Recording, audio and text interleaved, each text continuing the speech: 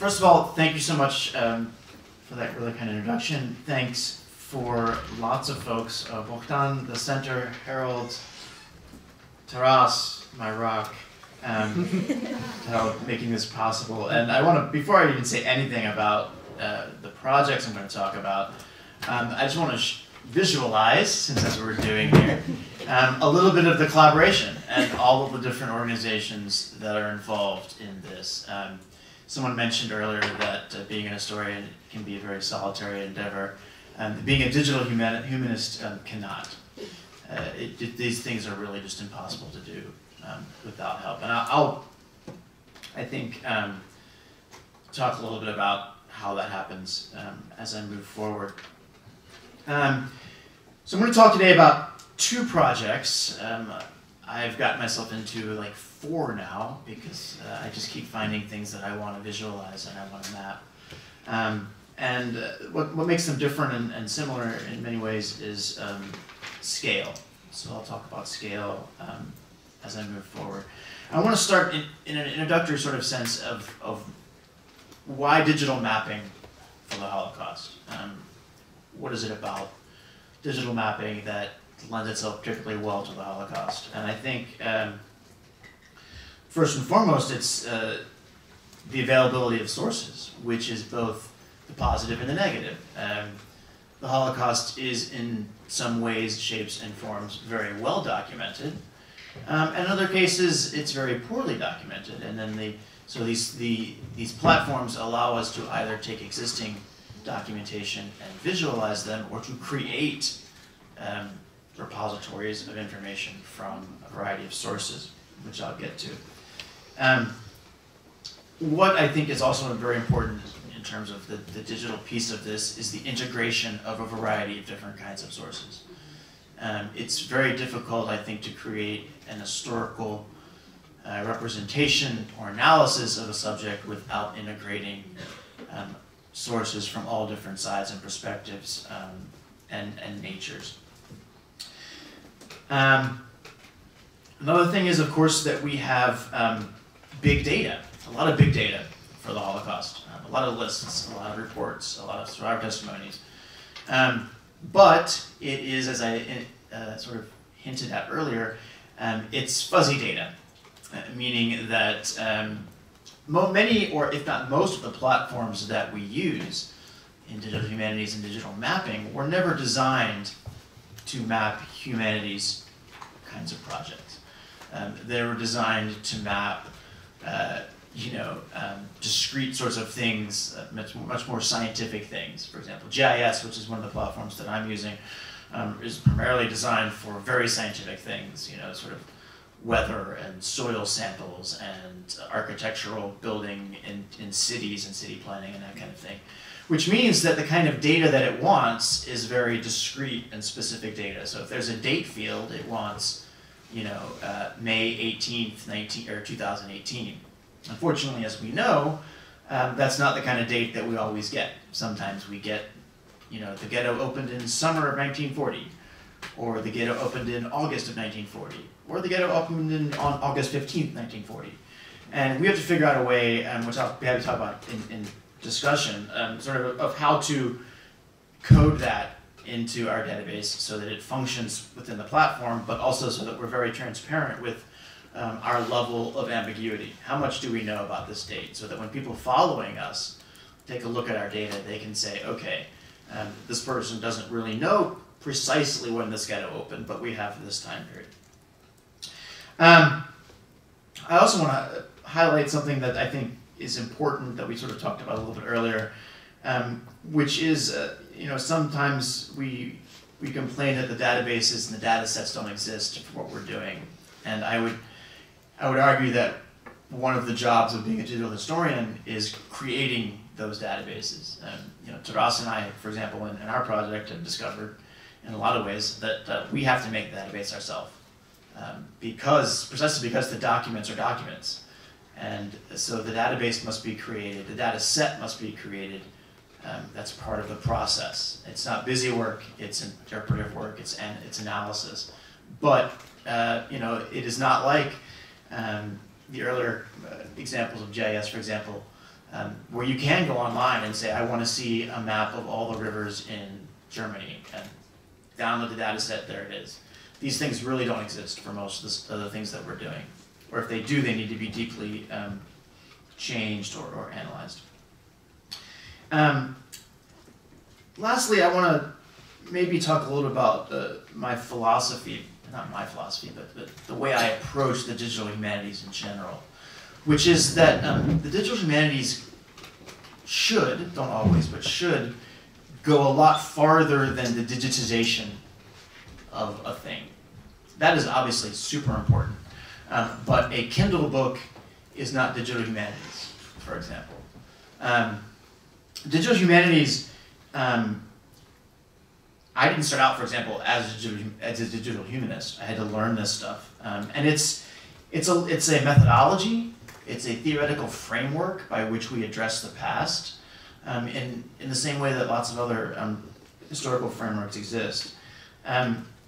It should encourage us to think differently about historical topics, and it should enable us to both ask and answer questions. And I think the asking question is one that we should never lose sight of, which is there is value in visualizing data for the sake of visualizing it, because it may lead us to ask questions or see patterns that we may never have thought about before. It's not simply a presentation tool. It's not PowerPoint. And I'm not in any way suggesting that any of the things we've heard about before are doing that. In fact, they are all forcing us to ask questions. And conversely, it is also a way to present to an audience, be they historians or a lay audience, information in a way that may lead that group of people to ask and answer different questions about the topic. Okay, so that being said, let me move into the first sort of project that I want to talk about. And this is I'm doing it in reverse from my title, so I'm sorry about that. But this is the Lviv ghetto, Lviv or Lvov or Lemberg, wherever you want to be, ghetto project that Taras and I in particular are working on in conjunction with the center here. And this is a project in which we tried to map and visualize an existing database from the Holocaust Museum in DC of over 16,000, in this case I guess 17,000 entries on individuals that lived in the Lviv ghetto. And these came predominantly from ghetto work cards, but also from death certificates, as well as places where they are mentioned, for example, in lists that companies provide of their slave laborers. As many of you may know, the Lviv ghetto included around 160,000 individuals at its height, more than the population of the Netherlands, for example. And so this is clearly not an all-inclusive picture, which is also important. We talk about ambiguity. This is one of the ambiguities. This is not everybody by any stretch, and these people have been selected for a certain reason. And so with the help of Taras and the help of the Scholars Lab at my university, which are people who specialize in visualizations in GIS, and this is very important, with the help of the Lviv Streets Project, which is something that has been generated here that is an immensely powerful tool, because the street names that I'm using are German street names. And of course the street names here have changed more times than I can count. And the Lviv Streets Project allows me to put in a German street name and find out where that place is today, which helps us then to map where this is. So we get an image like this, where each one of these blue icons represents an address where at least one person lived. And then you can sort of see the beginnings of a heat map, meaning density. So that the red part there is showing density. So we could have houses or apartment buildings with 200 people in them. And if you were to click on, and I'll show this in a minute, one of these blue dots, you would see the people living there and all the information that we have about them, which is extensive often. We have demographic information, when they were born, gender, obviously the address, first names, last names, and then, and most particularly interesting, who they were working for, what their job was, which can be a very powerful tool to have. So one of the so what's is, okay, so I mapped that, who cares? If you take the data that I just showed you and you overlay it on an actual German archival document showing their plan of ghettoization, in other words, the areas they were going to clear of Jews at certain points in time, it helps us identify, for example, when most of these records were created and when most of these people were living in these places, because after a certain point in time, they would not be living there anymore. And of particular interest, for example, is trying to explain these groups here, who are actually living in areas of the city that were destined to become German. This is obviously, at this point in time, the nicer parts of the city. And the area up here that becomes the ghetto, above the railroad tracks, is the not so nice part of the city. So again, we already have a question. How come we have these groups? How come these groups are like clustered the way they are along the streets that they are, is another question. And again, I don't necessarily have the answers to these, but I wanted to demonstrate how some of the questions arise, because we're still working through this. To give you a little example of sort of some of the ways we can look at this, we can sort of think of a digital methodology, right? And so here we use, again, based on the Lviv streets, I'm just picking for the purpose of this demonstration, Yodanska Street. And you can see the street names and when they were used, which, by the way, is just a plug for the great project of the Lviv Streets project. If I then take our massive list here of individuals, and I pull out one group of people that are at least related, and then most likely a family group here, because if you look at the data, they're living in the same apartment, and the ages, indicate a parent perhaps, and then 2 children, which is also interesting, right? Why? How come children get work cards? And again, this goes to issues of privileged workers, and then their families are protected as well. And so, okay, I can map where they are by going in and using ArcMap, which is an online software. And you can search, for example, for a particular company as well as a particular job type. So Textilia was a German firm that used slave labor, Jewish slave labor here in Lviv, and Schneider is tailor. And I come up with Leon Buchsbaum, you probably can't read that, who is one of the individuals from the database that I just showed. So I know where he lives now. He lives in this house here. And I can connect that with this piece of testimony from someone else about the actual Textilia factory, right? And how the factory itself was a place that these people were saved, as well as the geography of the factory. And one of the things that we can talk about as sort of a potential future for this would be to then add onto our map other things, marketplaces, Jewish organizations, the head of the Judenrat building, hospitals, as well as these sites of slave labor, all these factories that are scattered throughout the town. And there's lots of different things that we can do with this in terms of analysis, right? One example from our other work was taking a look at a curfew. So if Jews, and in most places they do have a curfew when they can actually go shopping. So say between 3 and 5 in the afternoon is the only time that Jews are allowed to leave the ghetto or wherever else to go shopping. This is the example I'm citing is from our work in the Budapest ghetto.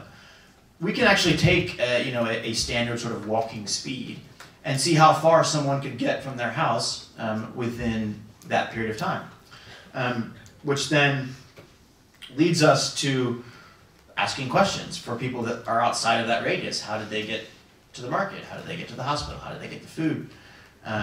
These kinds of things, as well as, you know, what are the routes that people took to when they went back and forth to work to these factories, which also allows us to illustrate a group of individuals that are very rarely easy to visualize, which are bystanders. If we have groups of Jews being marched down the street to a factory every day, we can pretty much guess which streets they're marching down, and that gives us a sense of how many non-Jewish inhabitants of Lviv on a daily basis saw this particular aspect of the Holocaust taking place in front of them, because they're watching these people go back and forth. Same thing with the Yanovska camp, which is a not so subtle segue into the next piece of my presentation. And again, so now we're taking the scale of the city, and we're zooming down into the scale of a particular camp. And just by way of a very brief introduction, for those that aren't familiar, the Yanovska camp is located pretty much in the city here, but it's really on I guess the outskirts. It's at the last streetcar stop, which to me puts it pretty much in the city. It operated from the late fall of 1941 until 1944. It served as a transit camp for the Jews of Lviv, as well as throughout the region.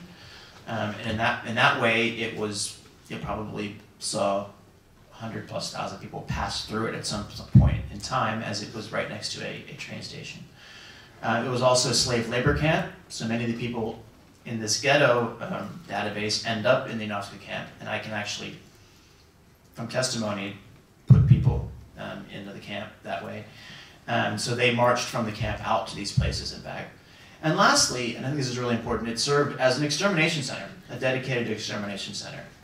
Behind the camp in the hills were dedicated shooting sites where Jews were murdered in small numbers as well as very large numbers throughout the history of the camp. So somewhere around 80,000 Jews are murdered in Yanovska, which places that, and again, we're not in the, as I mentioned earlier to someone, we're not in the Olympics of suffering business, but numerically speaking, that puts Yanovska above Majdanek in terms of Jews murdered, which means it's a place that really should be on our radar as Holocaust historians, and really isn't.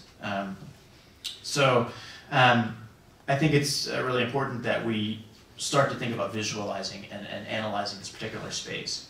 And it's a very small space, but what's interesting about it is it's a space that has a tremendous diversity of sources.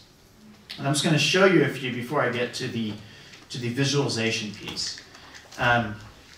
So here we have an aerial photograph of the camp taken in April of 1944, when the camp was still in some form of operation. And what you can see, for those of you that can't necessarily see, this is the camp right here. This is the main camp area. These are barracks. This is the women's camp. The commandant lived in a villa right here. The headquarters building was right here. And then this is the other side of the camp, which was another form of factory or labor camp. And so it's sort of bounded this way. The killing sites are in the hills back here, some of which you can see by the exposed sand here. And then, of course, we have the Jewish, or formerly Jewish cemetery and Ukrainian cemetery over here, which are actually cemeteries today. And if you are interested in visiting the camp, one of the ways to get there is to go into the cemetery, and there's a path that will take you up to the hilltop here to overlook the area today. Another source, and this is a very useful source and one that is rare because we often don't have aerial images from the contemporary period of camps in operation. This map here is a map drawn of the camp by a survivor who happened to be an architect from Lviv. So it's a fantastic rendering. It's actually quite accurate if you compare this to the aerial photograph that I just mentioned. And you can see some of the areas that should already look familiar, right? The living area of the camp, the women's camp, etc. This is a particularly interesting source to me. this is a map drawn by the commandant of this side, the Deutsche Ausrüstungswerke, which is a factory camp that created products for the German military and authorities. And what's interesting is, first of all, how detailed this section is. And as far as I can tell, it's quite accurate. And how not detailed this section is, which is the area of the camp that experienced sort of the worst atrocities. And so what you have here is a visualization of intentional ignorance. Because this guy, of course, knows exactly the layout of that side of the camp. It's literally 50 meters away from where he spends all his time. And of course, he's been in there before. But he just draws question marks, right? But we still have elements of spatial knowledge in here that are valuable and useful. We also have photographs taken by the Soviets when they liberated the camp, as well as a large collection of drawings by that same architect that are great sketches that really identify what the buildings looked like as well as where they were. And again, these all basically correspond to images that we have in other areas. And last, and I didn't picture it here, we have survivor testimony. One of the things that I've been doing with this project that I think a lot of historians may not be doing is also reading for spatial clues, because every testimony is full of them. You know, they were, X event happened in the latrine. You know, the building was X meters from the kitchen, et cetera, et cetera. I mean, these sorts of, or even addresses in the city. The testimonies are full of these things, and very often they are skipped over. Whereas I just sort of kept a running list. So I have in my notes a list of sort of thematic ideas, obviously, it's sort of how we take notes, but also I have a list, for example, of camp locations. And so whenever anybody talks about the latrine, I copy that testimony in there. Or talks about the fences, or talks about the towers, so that when I get done with this, I will have, you know, many different ways to look at this place. So that brings me to sort of the, I guess the highlight, for me at least, of what we're doing here in this particular project, which is the creation of a 3D digital representation of the camp, which I think has a lot of value in a lot of different ways that I'll talk about. But again, this takes work, and it takes creating your own database, your own images. And so for me, it began with a GIS base layer here, where I've essentially taken all those sources I just showed you and used them to identify on the aerial photograph actual buildings by name and by function. And then I drew these polygons on them, and you can see that some of them are labeled. Here's the Appellplatz, barracks, the camp headquarters, etc. And these turn into a sort of database here, which you're also then able to label by type. You know, is this associated with labor? Is it a perpetrator site? Is it a site of prisoner life? Et cetera, et cetera. And I was able to create a 2D image that includes fence lines and this sorts of thing. And this is where it's also great to have partners, because then I was able to go to my partners in the Scholars Lab at the University of Virginia and create this, which is actually it's actually a video. Just kind of showing you.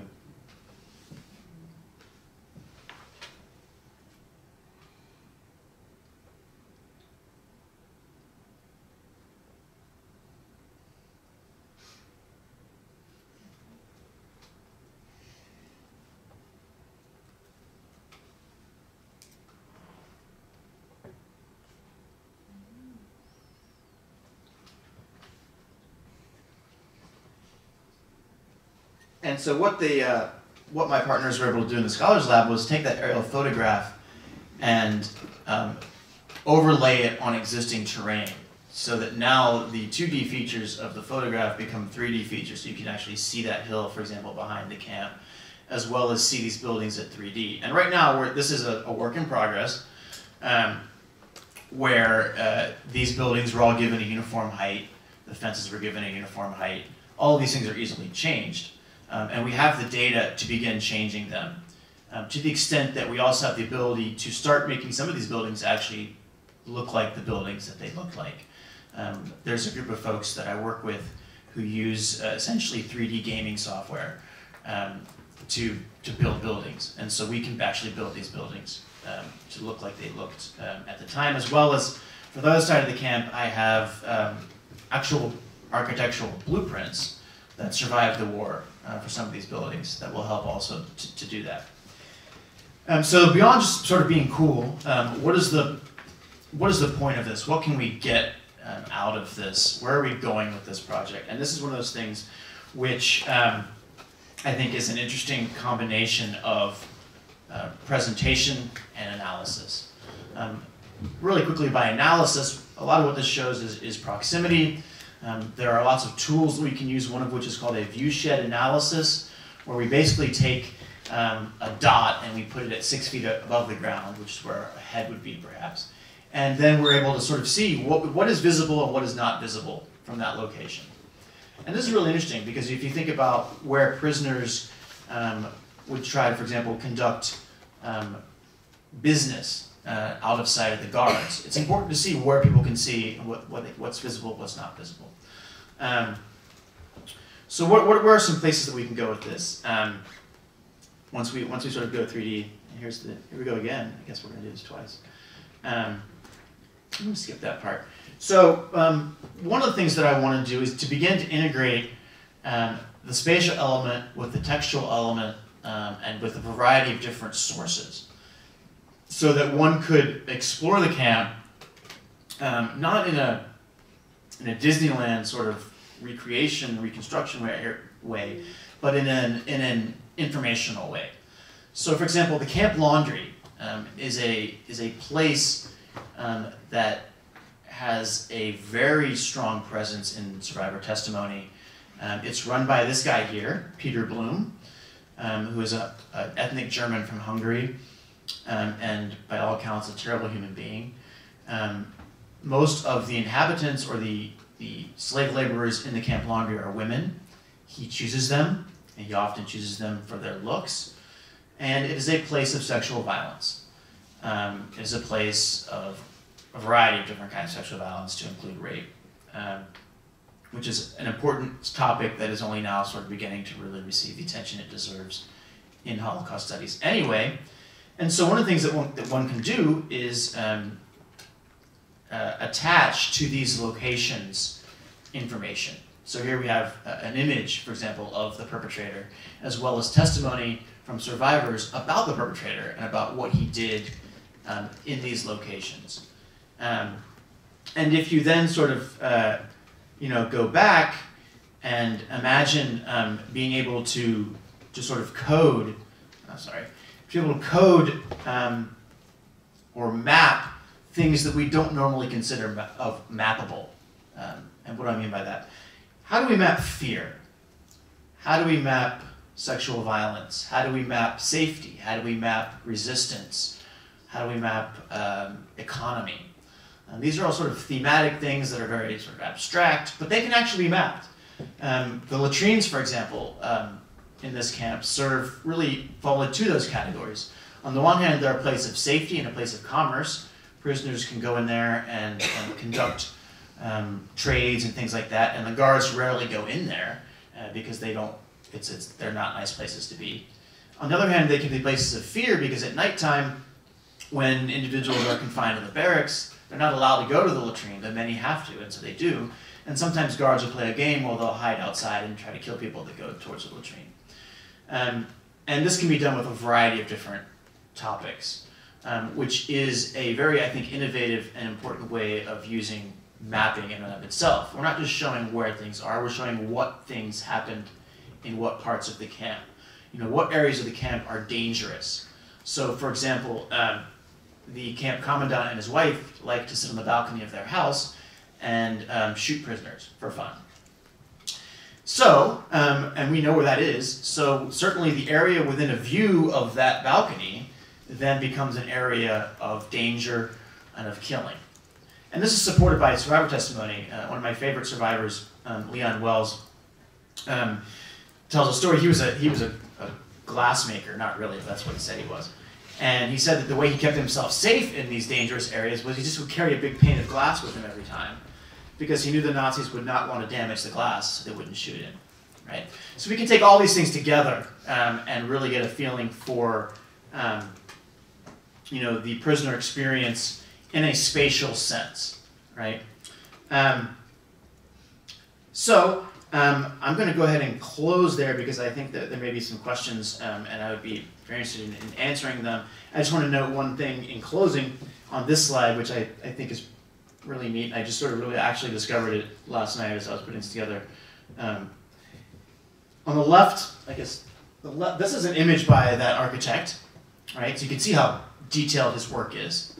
And on the right side is actually a photograph taken by the Soviets.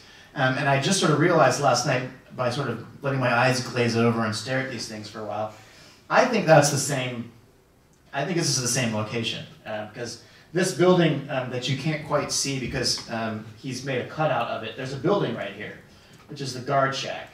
And he made it one-dimensional so you could see the guards, you could see the person reporting the guards. But this tower and this tower are drawn in the same way. And here is a low-slung building, which is likely this building here, and this looks very much like the gateway entrance to the camp. So I think, again, another really interesting way to close in terms of how do we combine sources to get visual knowledge. So I'm going to stop there and take questions.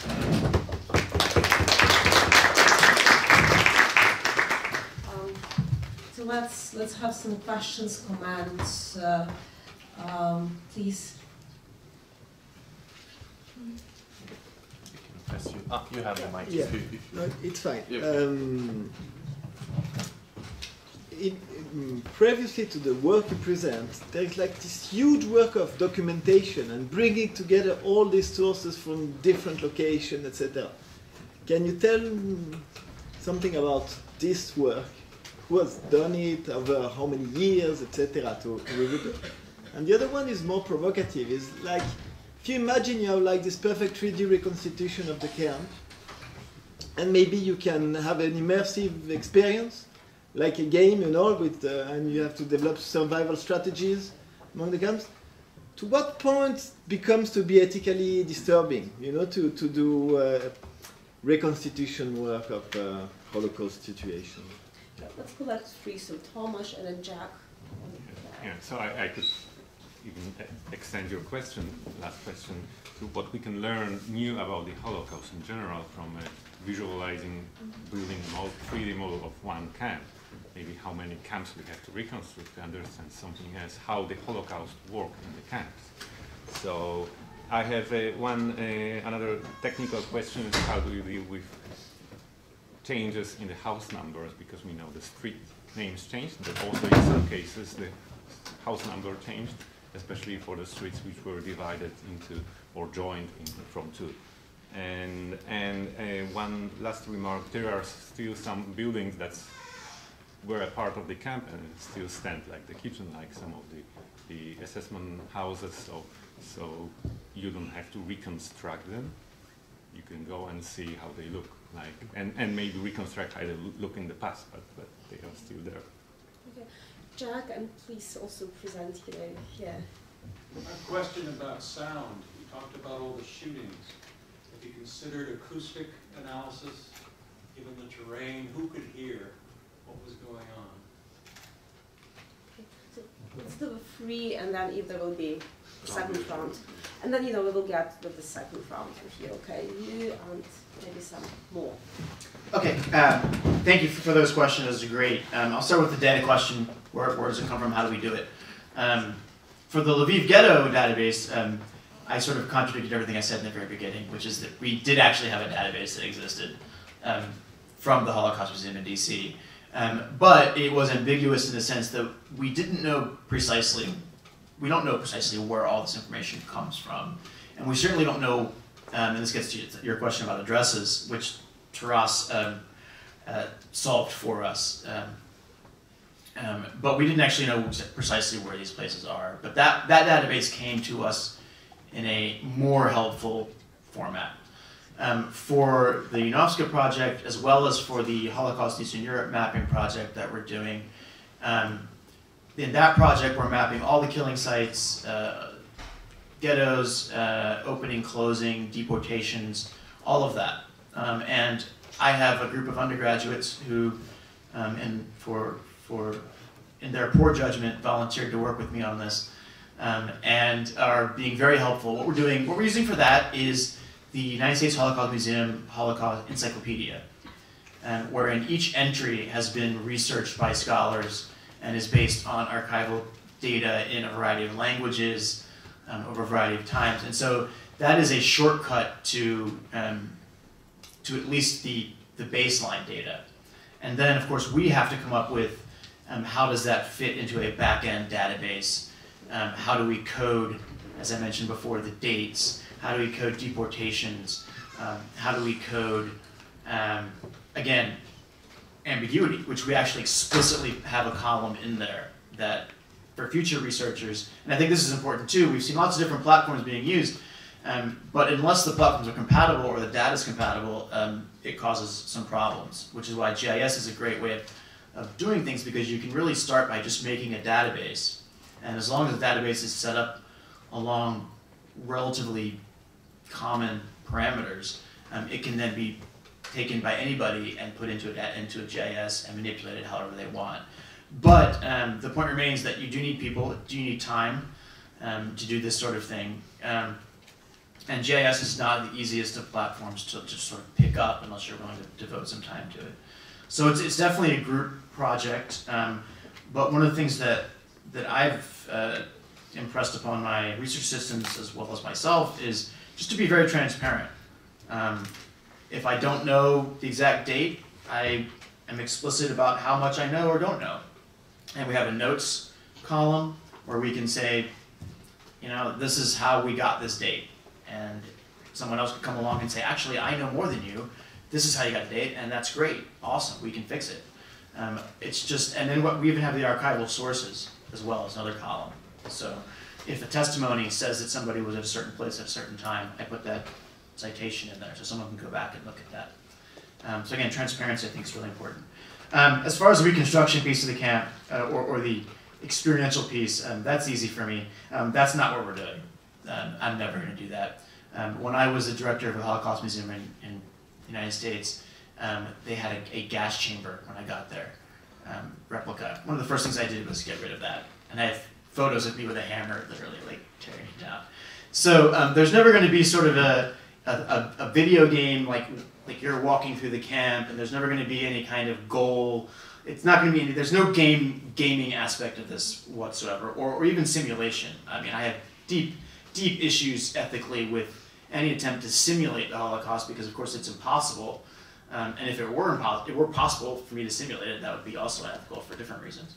But I think recreating the architectural built environment and space of a place is not an unethical project. And then allowing an individual to interact with it by clicking on a building and seeing what happened there or who was there or whatnot, I think is perfectly reasonable, because it doesn't provide some sort of experiential thrill or voyeuristic experience, which again is something that I'm fully opposed to in any format. A great corollary to what's being done, or maybe even a greater example of this, is some work that's being done at Bergen-Belsen, where they have created an app that kind of uses the Pokemon Go context. In other words, work with me here. It's not a game, but it's the ability to use augmented reality so that you can hold your iPad up to what is essentially now an open field, and it will show you buildings reconstructed digitally on that spot. So you can actually kind of scroll across the landscape and see what it would have looked like if you were standing there at the time, which I think is well on the acceptable side of the line of sort of visiting and learning about a space. Okay, so a couple things. One is, to get to another of the questions, This area now is a Ukrainian prison still, so it's completely inaccessible to researchers at the moment. So what buildings may or may not exist is unclear, and how much they've been modified in the meantime, because it went from being a German concentration camp to being a Soviet camp for German prisoners of war, to becoming a Soviet prison, to now being a Ukrainian prison. So it's pretty much been off limits ever since 1941. However, you know, were those grounds to be made available, it would be possible then to go in and do a more specific site survey of what buildings exist and whether or not they correspond to buildings on the map. The more substantive and a really important question is, you know, what do we learn from this? One of the things I mentioned earlier is what the built environment means for the lived environment or lived experience of being in this camp. Where are different kinds of acts taking place? Where are different kinds of experiences taking place? Are they places we expect them to be taking place? Is one particular barrack treated differently than others? What do survivors say about certain places in the camp that they don't say about others? These are all things that, yes, of course, they exist and we can read them, but it's very difficult to read, you know, 400 survivor accounts and see any patterns of places in the camp that they remember, or places that a particular guard would hang out and abuse people, et cetera, et cetera. So I think that's one example. A more technical example is, as I mentioned, the viewshed analysis. What is visible to someone there? And what does that mean for the people that live there? In the case of Auschwitz, for example, one of the projects that we worked on earlier, buildings that are actually built versus buildings that are planned versus buildings that aren't planned and built. They tell us, these things all tell us things about what are the goals of people constructing this particular space and what is it supposed to be used for. So from a sort of scholarly perspective, I think those are at least some places to start, and I suspect that there are other things that will pop up the more we do this that will be useful. The question of representativeness, you know, does what we learn here tell us anything about the Holocaust in a larger sense? I think it does. I think microhistory is vitally important. It's a vitally important way of getting at what actually happened, because it's where the rubber meets the road. It's where the perpetrators literally meet and live with the victims. And that's one of my theories on history in general. Some of the most important books in this field that have come out in the past 10 years have been microhistories of communities. I'm thinking of Omar Bartov's book on Buchach, or Jan Grabowski's work on the Blue Police in Poland, or Chris Browning's work even on Police Battalion 101, or Strachowicza. These are all very, very important and well-received books, and they're all microhistories that talk about a particular place. But you're right to point out, you know, the corollary to this is, as a scholar, as an historian, one must be able to then say, but the larger significance for this event is, and be able to blow out what they're observing in these places. Which is something that I think is very much possible with Janowska. And I can just cite the one example I already have, which is sexual violence. And how does that sexual violence take place? Where does it take place? Who's doing it? What is the response of the prisoners? Which is particularly, again, a unique and important topic, because it's something that's not being dealt with right now.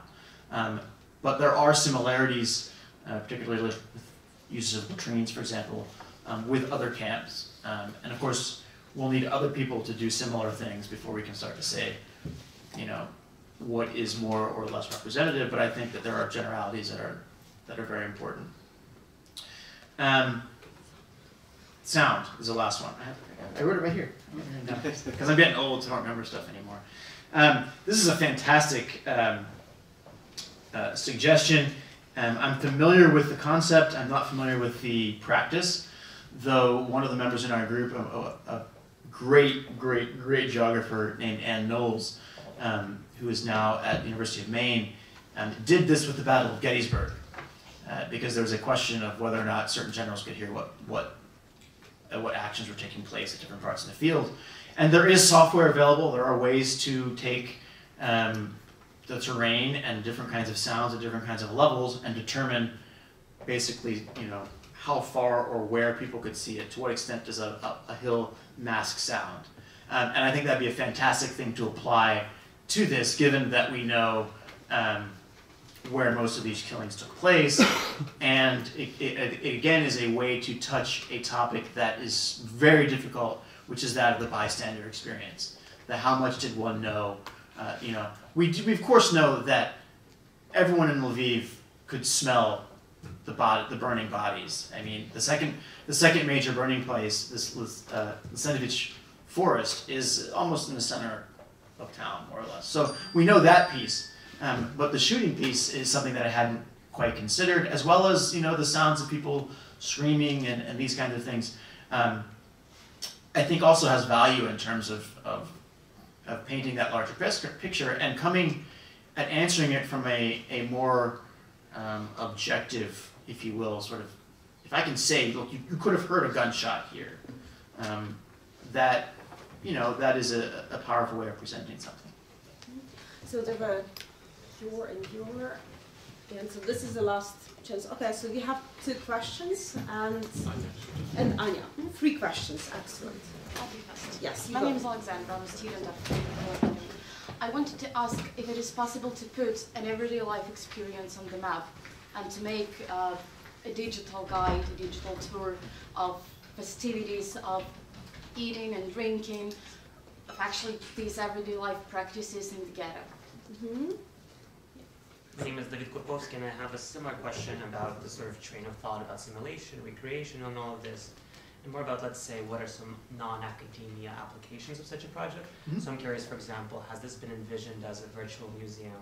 Has this been envisioned as even an excursion? And an excursion does get at to the same ethical question.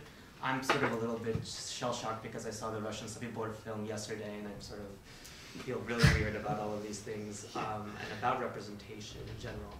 But I was just with some of my colleagues in Brest, in Belarus, in Western Belarus, and there was actually a very good example of how such sources, how such archival materials could be used for educational. They have this project called the Brest Stories Guide, where you can go to different moments, let's say the Polish pogroms in '37, or the opening, the destruction of the Brest ghetto, and you can basically teach yourself or teach students or see it in a way that perhaps makes more sense than, let's say, the 5 to 7 minutes you might spend on a website such as this. And I'm talking about, let's say, the lay user, and I'm talking about the academy. So I'm not sure, is this something that's interesting or something that necessarily is relevant to the current discussion, but I am sort of, does this kind of Holocaust education, because that's its own, especially in Ukraine, especially in this part of the world, that's its own separate, let's say, category of things, and I think in and of itself. Thank you. Yeah. Thank you, Anya. I have a question concerning the time variable in your 3D reconstruction of Janovska camp. So, do you also plan to include it, for example, to see it in dynamics, what existed and what did not exist at the end of Janovska? And also, do you also plan to address the pre- and post-Holocaust fate of this site somehow in your project? Thank you. Write down so I don't forget. So thank you everyone for giving me very difficult and time-consuming tasks to do in the future with this project, which are all amazing and great, so I'm going to have to do them now. Let me address sort of the first one about everyday life and mapping an individual's experience. And I want to, again, give a nod to Taras and to the center and answer this question by both pitching something that we're doing and suggesting how I might do this in this particular sense. One of the things that we've been trying to do in context with some of the other projects on the Lviv Interactive, as well as the upcoming commemorations of the Holocaust throughout the city, is to try to connect individuals to this city and places in this city.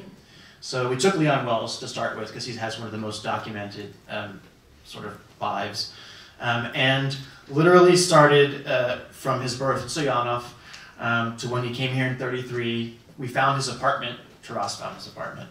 I gave the street, and he found the street and the name in the phone book. We know what Jewish school he went to for high school. We know the abandoned field hockey field where he was rounded up during the July pogroms, et cetera, et cetera, et cetera. And Taras is working very hard, and I'm working slightly less hard with him on that to create literally a visual track of him through the Holocaust, through the city even, into Yanovska, out of Yanovska, into the countryside, back to Yanovska, and then on to, you know, Moscow, Germany, New Jersey, right? So that's one example at sort of a more of a macro scale of how one can do this. And then within each one of these sort of points, we can see it on the map, and we can hear a little bit about, you know, what he was doing there, what his experience was. Certainly, this is something that could be done either in the ghetto or in the camp itself, if we know, sort of generally speaking, where someone went at a certain time.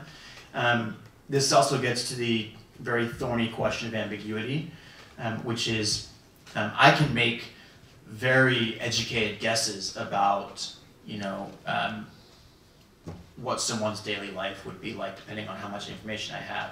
But I may not know, for example, which particular barracks they lived in.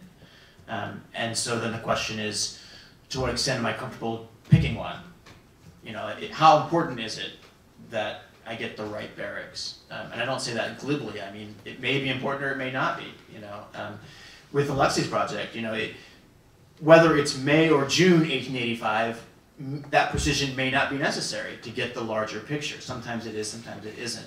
And that's one of those things that as a digital historian you have to figure out, like how much precision do I need, and how much can I just say, well, I made the best guess I could, but I don't think it overall detracts from my larger argument or my larger depiction. It's a great question about the non-academic uses.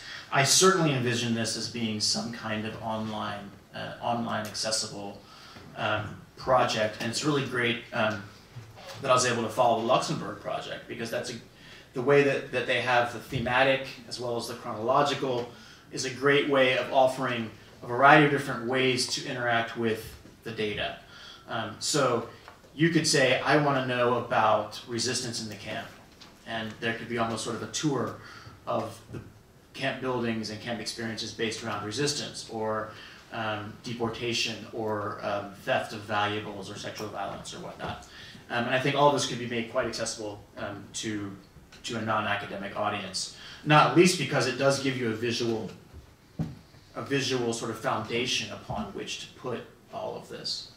Again, along with the ethical concerns, again, I don't feel like the way this is presented, even if we make the buildings look more like they did, because again, we won't make a building look like it did unless we have a photograph or we have a drawing from Zev that we can rely on. Otherwise, they will remain sort of these abstract shapes, abstract forms. And I think that's really important, and I want to just really quickly give you sort of a corollary and maybe an aside for some things people have mentioned earlier. I think Sophia mentioned this question of what are some examples of larger databases that include lots of information, lots of places. Well, the best one that I can think about is the Transatlantic Slave Trade Database, which is a massive compilation of ships' logs, insurance company filings, bills of sale, etc., for several thousand slave trade voyages over 200 plus years. And I mentioned that both as an example of sort of how one can take a bunch of data and put it together into something and then visualize it, but also because the professor that created that came to me at a conference and said they were building a 3D model of a slave ship because they had a slave ship with the actual, the whole design of the vessel, so they had all the data to do this. And his question was, how or should we represent slaves on this slave ship? Because one of the points of it is to show literally, how compact the space was, right? So that people can get a feeling for how many people were crammed into a location. And my response, whether agree or disagree, is use some form of a humanoid body, but not a human, not a recreated actual human, right? So it's a shape that vaguely resembles a human form, so we can get a feeling for for space, but we're not actually creating an individual, right? So we're not creating, again, a recreational kind of experience of like this is what a boy looks like, or like a woman, you know, by having an actual realistically shaped person there. Rather to sort of take almost a mannequin or even less kind of approach, just to give you a sense of scale, which is what you're trying to impress. We're not trying to make people, at least not by the visual itself, make people have emotional responses. The emotional response comes from recognizing that each one of those, you know, forms was a human being, or each one of those dots on a map was a mass killing site, right? We don't have to recreate the killing to show that kind of scale or kind of emotion. But I'm very happy that everyone raised those issues, because that is something that we really have to keep a close hold on as technology advances. Because I think for some people, clearly for my predecessor at the museum I was involved in, there is a desire to try to really make things seem like they were, you know, so that someone can feel like they have an authentic experience of the Holocaust, which I think is disrespectful and inappropriate on both a spiritual and an historical sort of level. However, you know, we do want people to understand in perhaps in a more visceral way what you know happened at these places, and we can't always have a Majdanek or an Auschwitz or Buchenwald that you can actually visit and see, you know, the buildings as they are. Which is why I think that Bergen-Belsen example is a great way of doing this, because it's not really experiential in that sense. Lastly, the great question, pre and post, and the timepiece. So with the 3D visualization, I sort of picked the lowest hanging fruit first, which was simply taking this 1944 overlay or aerial photograph and taking the maps drawn by the survivor of the camp at its largest extent and mapping that. You bring up a fantastic point, which is that camp did not spring into life at that extent. What that requires of me, thank you very much, is to have to go back to the survivor testimonies in particular, which begin to describe when buildings were being built. For example, we know that the women's camp didn't exist until 1943. You know, when was the new kitchen built instead of the old kitchen? And that's something that I can go find, and it's going to be hard and long and painful. But it would allow me then to create a dynamic visualization that would show the growth over time of at least some of the camp. The question that I would then struggle with is, if I can't get it for enough of the camp, is it still useful? Or can I then at least just code the buildings themselves as saying, you know, here's this color means it was here at this point, this color means it was here at this point, etc. Last answer, and then I'll shut up. Is this question of the pre and post Holocaust life of the camp. We know very little about the space before, because for the same reason that we know very little about, often a lot of times, about famous people, what they did when they were children, because when they were children no one cared about them. You know, that we do know that at least in the very immediate period before the Germans arrived, it was some kind of small factory industrial area at 134 UNESCO Street. That's about it. I've already sort of discussed the after part. After the war, it became these prisons, and now penal colony number something or other that makes furniture. And I think that is something that I don't really have data to visualize, but certainly for my book, obviously is important, as well as the uses of this space, memorialization, because there are several memorials that were recreated in different places at different times that have received sort of different receptions. But I'm going to be quiet because everyone's hungry and wants to eat. So I'm happy to talk afterwards, but thank you so much for your questions. They're really, really great questions. Thank you.